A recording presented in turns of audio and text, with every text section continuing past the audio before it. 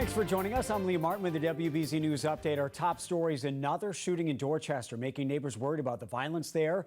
This shooting happened just before 1 o'clock yesterday near a youth center and a school. The victim is a man in his 30s. Police have not released his identity. Police are now asking for the community's help to identify a suspect, and they're asking anyone with information to call them. In Lowell, firefighters working late into the night putting out hotspots after this fire at an old auto parts store. At one point, things were so dangerous, firefighters issued a mayday call. Thankfully, everyone made it out safely. The cause of the fire remains under investigation. Well, the listeria outbreak linked to deli meat has made at least 2 people in Massachusetts sick. The CDC says 16 people in 6 states were sickened after eating deli meats from different places. One person in Maryland died. Investigators are working to identify the exact source of the listeria strain. Symptoms usually start within 2 weeks of eating the contaminated food. Boston Public Schools' transportation system is getting the attention today of city councilors. Several city lawmakers say the system is unreliable, and that's leading to learning loss for students and putting a financial burden on families.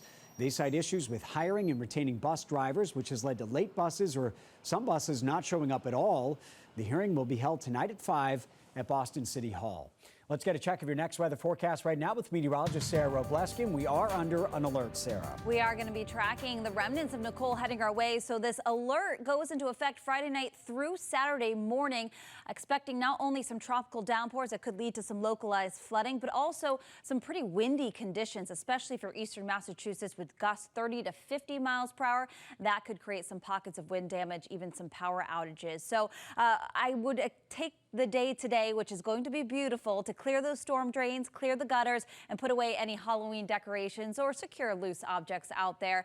We've got a gorgeous start to our Thursday with sunshine. Temperatures a little bit milder than they were yesterday, 40s and 50s, and into the 60s we go, but you can see clear skies. Taking a look at the conditions in Florida, though, you can actually see the center of Nicole pushing through the Florida peninsula right now. Made landfall as a Category 1 hurricane, bringing widespread impacts of coastal concerns, rain and wind. Expected to continue to lose some of its tropical characteristics by Friday and get swept up with a cold front. That means our surge of moisture moves in late on Friday. So I think the morning hours will be dry, but look for pockets of downpours, gusty winds through Saturday morning.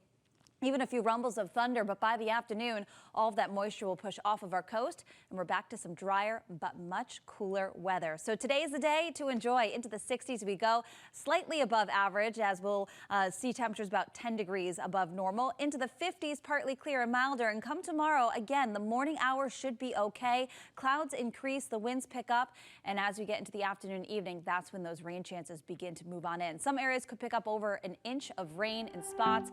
Watching those temperatures too, closing in on 70 degrees both Friday and Saturday, then a drop back to the 50s Sunday and 40s. Dry weather to start next week, Liam. All right, thank you, Sarah. I'm Liam Martin. This has been a WBZ News Update. Have a great day, everybody.